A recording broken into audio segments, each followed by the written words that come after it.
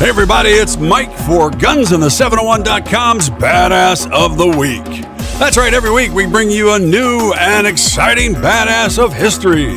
This week we're covering what they like to call the softer side of the species, the female. Nancy Wake. She may have been beautiful, she may have been soft, but at the same time, she was deadly. Born in Roseneath, Wellington, New Zealand, on 30th of August, 1912, Wake was the youngest of 6 children. She was a Maori through her great-grandmother. In 1914, her family moved to Australia and settled at North Sydney. Shortly thereafter, her father, Charles Augustus Wake, returned to New Zealand, and her mother, Ella Wake, raised the children on her own. In Sydney, Wake attended the North Sydney Household Arts Home Science School. At the age of 16, she ran away and worked as a nurse. With 200 pounds in her pocket that she inherited from her aunt, she journeyed to New York City, then London, and there she trained herself as a journalist. In the 1930s, she worked in Paris and later for Hearst newspapers as a European correspondent. Now, she witnessed the rise of Adolf Hitler and the Nazi movement and saw the roving Nazi gangs randomly beating up Jewish men and women in the streets of Vienna. In 1937, Wake met wealthy French industrialist Henry Edmond Fiocca, whom she married on the 30th of November, 1939. Now, she was living in Marseille, France, when Germany invaded. Now, during the war in France, Wake served as an ambulance driver. After the fall of France in 1940, she joined the escape network of Captain Ian Garrow, which became the Pat O'Leary Line. Now, the Gestapo called her the White Mouse, because they were good at downplaying the fact that she was killing all of them. Anyway, I don't know. Could have given her something a little better than that, but oh well. The resistance exercised caution with her missions. Her life was in constant danger, with the Gestapo tapping her telephones and intercepting her mail. In November of 1942, the Wehrmacht troops occupied Vichy, France. In case you don't know, Vichy, France means the French that capitulated to the Nazis and helped them. Oh, I'm sorry, I forgot to spit in French. Peuh, mon Dieu. Now, Operation Torch started then. This gave the Germans and the Gestapo unrestricted access to all parts of Vichy, France, and made life more dangerous for Wake. When the network was betrayed that same year, she decided to flee France. Her husband, Henry Fiocca, I'll never get his name right, but there we go. He stayed behind. Now, he was later captured, tortured, and executed by the Gestapo, but during the entire war, Nancy didn't know this. Now, Wake described her tactics as a little powder and a little drink on the way, and I'd pass their German post and wink and say, "Do you want to search me?" God, what a flirtatious little bastard I was. That was her talking, by the way. Now, in early 1943, in the process of getting out of France, Wake was picked up with a whole trainload of people and was arrested in Toulouse, but was released 4 days later. Now, the head of the O'Leary line, Albert Girassi, he managed to have her released by claiming she was his mistress and was trying to conceal her infidelity to her husband, all of which was untrue.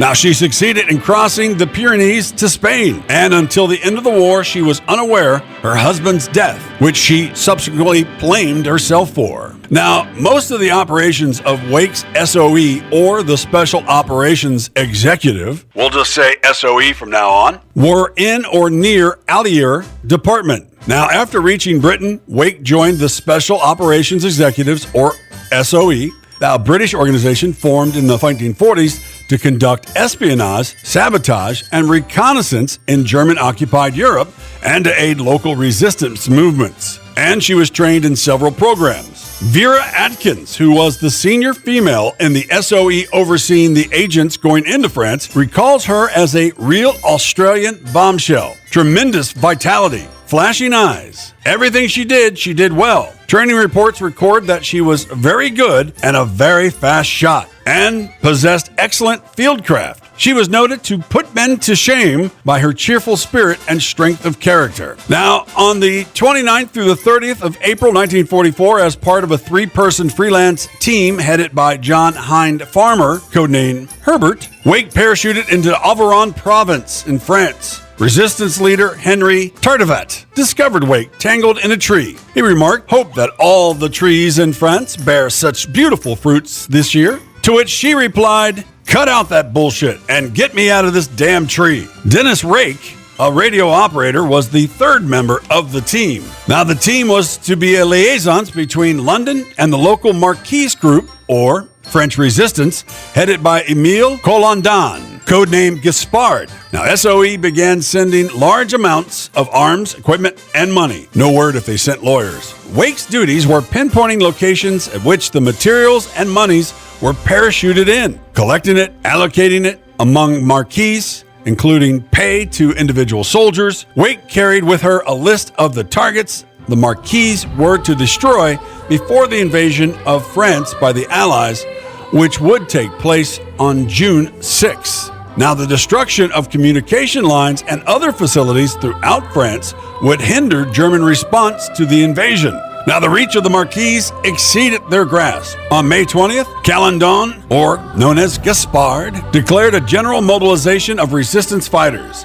collecting in total about 7,000 men divided into 3 groups. His objective was to demonstrate that the resistance was able to liberate areas from the Germans with its own forces. On June 2nd, the Germans launched a probing attack on Gaspard's base at Mount Monchet. On the 10th of June, the Germans launched a larger attack, and on the 20th of June encircled Gaspard's position and forced the resistance fighters to flee after taking heavy casualties. Wake and the members of her team accompanied groups of the Marquise in a 3-day, 150-kilometer retreat westward to the village of Saint-Satin. I know I butchered that in French, and I don't care.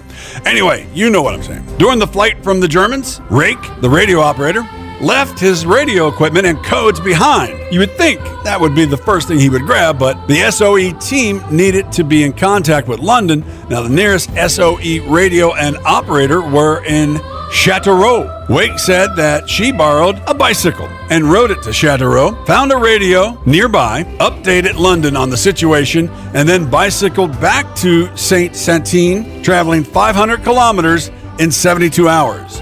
Fortunately for her, there were few Germans in the area through which she had bicycled. Now, after her bicycle ride, the freelance team, with another recent arrival named Roger, a 19-year-old American Marine, returned to Allier Department to join the resistance groups of Henry Tardivant, who was the guy who discovered her tangled in the tree.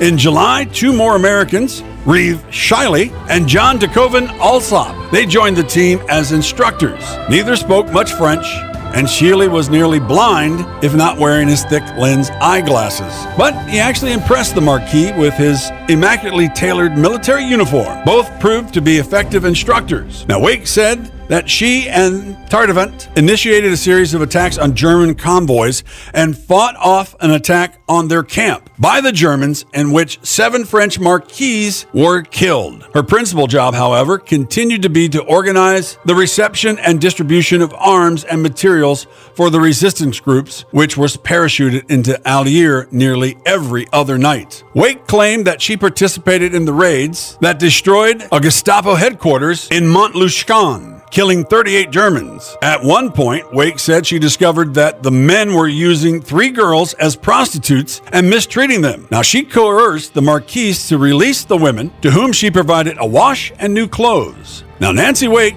set 2 of the girls free, but feeling uneasy about the third, she suspected the third girl was a German spy. After interrogating and exposing her, Wake ordered the resistance group to shoot the informer. They did not have the heart to kill her in cold blood. But when Wake insisted that she would have performed the execution, they capitulated. Nancy Wake claimed that the girl spy spat at the French while facing the firing squad. Wake showed no regrets for the execution. Wake also said that she had killed an SS sentry with her bare hands to prevent him from raising the alarm during a raid. During the 1990s television interview, when asked what had happened to the sentry who spotted her, Wake simply drew her finger across her throat. They taught this judo chop stuff with the flat of the hand at SOE, and I practiced away at it, but this was the only time that I used it. Whack! And it killed him almost outright. She said, even I was surprised. After the invasion of southern France by the American military forces on August 15th, the resistance groups harried the retreating Germans. Her friends, Tardivat, was badly wounded and would lose a leg to amputation during the victory celebration in Vichy. Wake learned of the death of her husband in mid-September, and she and other members of the freelance team, their job complete, returned to Great Britain. Now, Nancy Wake did not like killing people, but in wartime, she once told an interviewer, and quote, "I don't see why women should just wave our men a proud goodbye and then sit around knitting them baklavas," unquote. In another quote, Wake said, "I was not a very nice person, and it did not put me off my breakfast." In another quote, she said, "I was never afraid.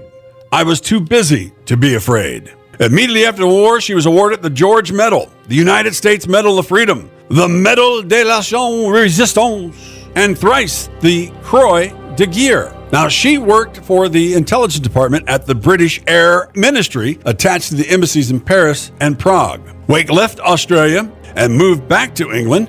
She worked as an intelligence officer in the department of the Assistant Chief of the Air Staff of the Air Ministry in Whitehall. She resigned in 1957 after marrying an RAF officer, John Forward, in December of that year. They relocated to Australia in early 1960s, maintaining her interest in politics. Wake was endorsed as a candidate at the 1966 federal elections for the Sydney seat of Kingsford Smith, and despite recording a swing of 6.9% against the sitting Labour member, Wake was again unsuccessful.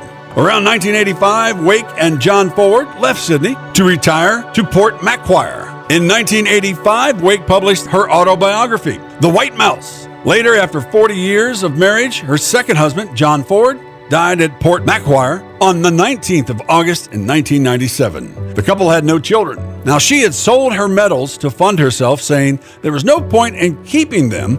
I'll probably just go to hell, and they'll melt anyway." In 2001, Wake left Australia for the last time and immigrated to London. In 2003, Wake chose to move to the Royal Star and Garter Home for Disabled Ex-Service Men and Women in Richmond, London, where she remained until her death. Wake died on August 7th, 2011 at the age of 98 at Kingston Hospital after being admitted with a chest infection. She had requested that her ashes be scattered at Montluçon in central France. Her ashes were scattered near the village of Vernix, which is near that location, on the 11th of March of 2013. She is the inspiration for many female protagonists written in both spy movies and more. Nancy Wake didn't want to just sit around and knit. She wanted to be part of the action. She wanted to have her hands dirty, and she did exactly that. And Nancy Wake is a true 100% badass. Thanks for tuning in to our weekly Badass of the Week right here on GunsInThe701.com.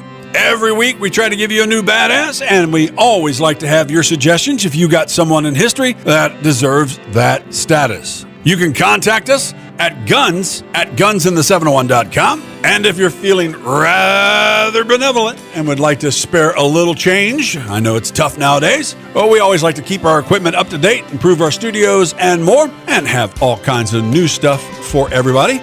Well, you can drop us a line, of course, at that little QR code up in the corner to help us move along.